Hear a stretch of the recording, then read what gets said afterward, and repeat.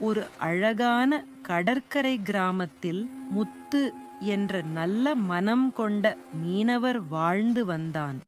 ஒரு நாள் கடலோரத்தில் ஒரு பழைய தீபம் கரையில் ஒதுங்கி கிடந்தது.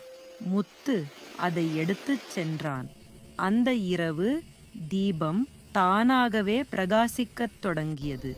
முத்து ஆச்சரியப்பட்டான். தீபத்தின் ஒளி வழி காட்டியது. முத்து ஒரு வழி தவறிய ஆட்டை வீட்டிற்கு கொண்டு சென்றான். மழையும் புயலும் வந்தபோது தீபத்தின் ஒளி பலரை பாதுகாப்பாக வீட்டுக்கு வழிகாட்டியது. ஒரு பேராசைக்காரன் தீபத்தை திருடினான். ஆனால் தீபம் அவனிடம் ஒளியவில்லை.